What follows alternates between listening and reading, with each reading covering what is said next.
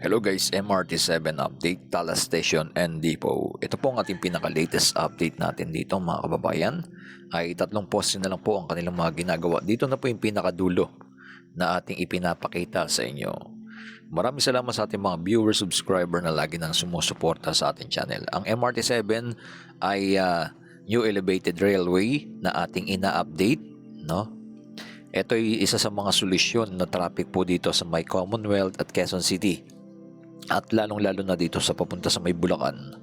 At kagaya dito sa may Quirino Highway, kaya na ating ipinapakita sa inyo ay puspusan na po ang kanilang mga ginagawa dito. Ito po yung maabot ng 14th Station, 22.8 kilometers mga kababayan, na tuloy-tuloy rin nating ina-update. Ito na po yung pinakadulo na station na kanilang ginagawa dahil wala pa pong ginagawa dyan mismo sa may San Jose del Monte, Bulacan, SM. Yan po kasi yung pinaka-endpoint na plano.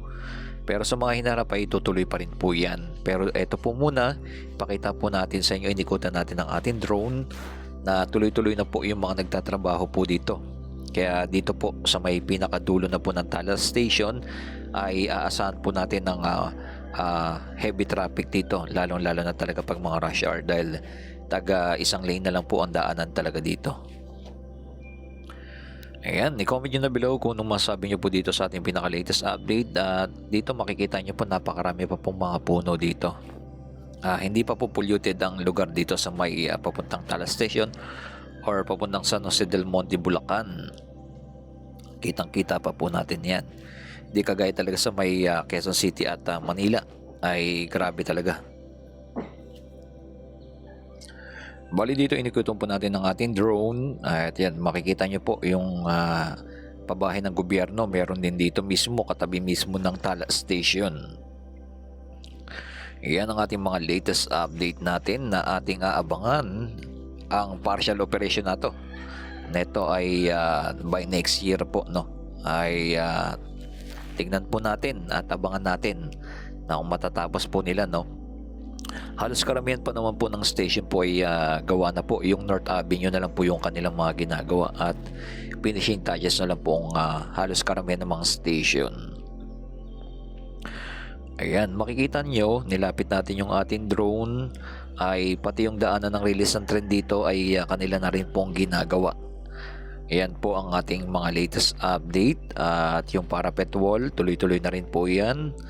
Ayan, dito sa may Robinson, dire-diretso papuntang ano po yan papuntang Depot naman po yung susunod ng second to the last na station, yun, Secret Heart Station mga kababayan. Ayan, makikita nyo dito, yan po yung pinaka-progress. Tuloy-tuloy pa rin po yung kanilang paglalatag ng pagsisemento dyan sa may pinaka-ibabaw na ating ipinapakita sa inyo. Ayan.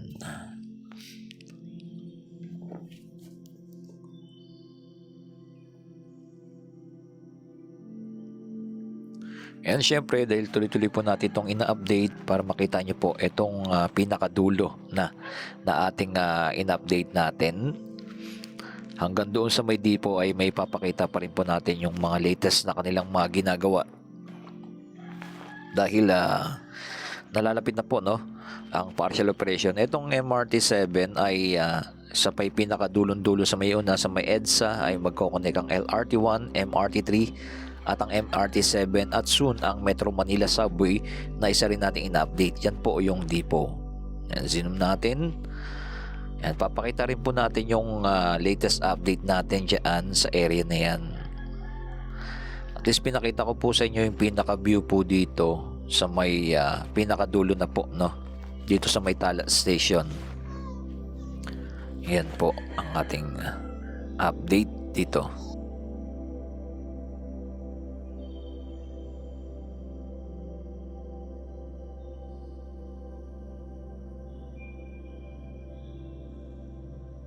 Yan, lapitan naman po natin yung ating pinaka-last station at makikita ninyo ay may mga gumagawa po dito sa area na to. Tuloy-tuloy po yung paglalatag nila ng mga poste po dito. Yan, na ating ipinapakita. Ayan, may mga nagtatrabaho naman po ngayong araw na ating ipinapakita ng ating drone. Daming poste oh, ayan oh. Dito sa area na to na nilatagan na po nila. At yan na po ang pinaka last station na ating aabangan. Yan.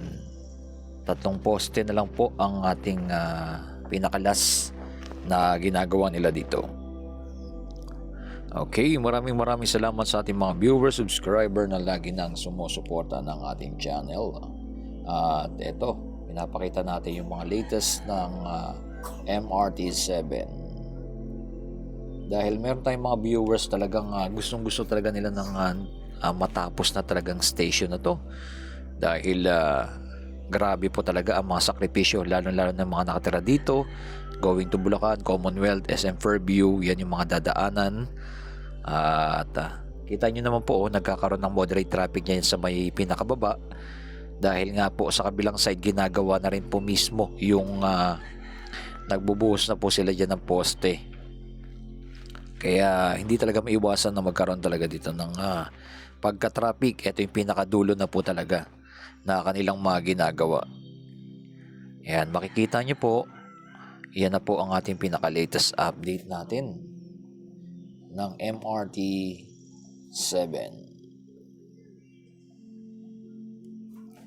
Ayan, tuloy-tuloy po natin itong i-update upang mabigyan kayo ng mga impormasyon at ng mga latest ng kaganapan.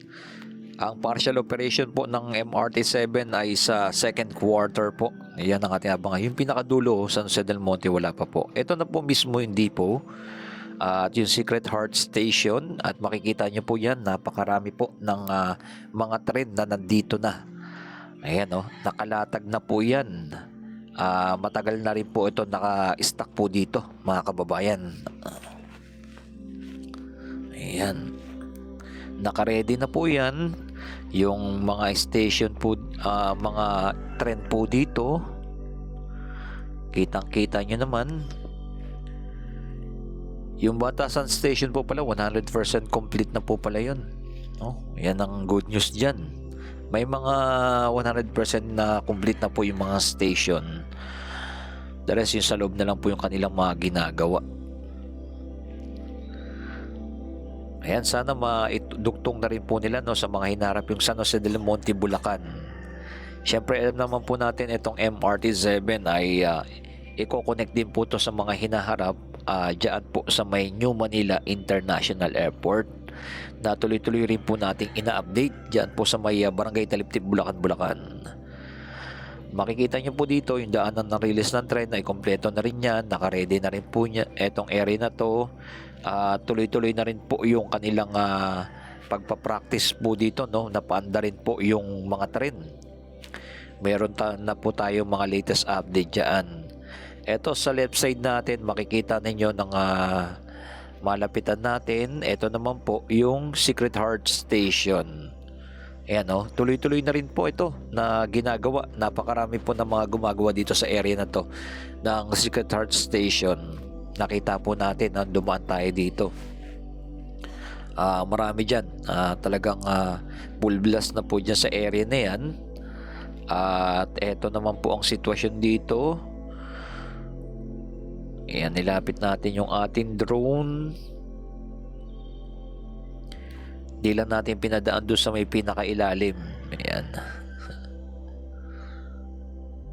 Is napakita natin sa inyo ng malapitan itong depot ay tuloy-tuloy rin pong ginagawa. Yun po ang ating pinaka-latest update natin dito. Napakarami pa pong mga gagawin dito sa depot. Ayan o. Ayan, nagtatrial na po yan. Ayan po yung tren no. At bandang dulo, yun po yung pinaka-refer station nila. Yan.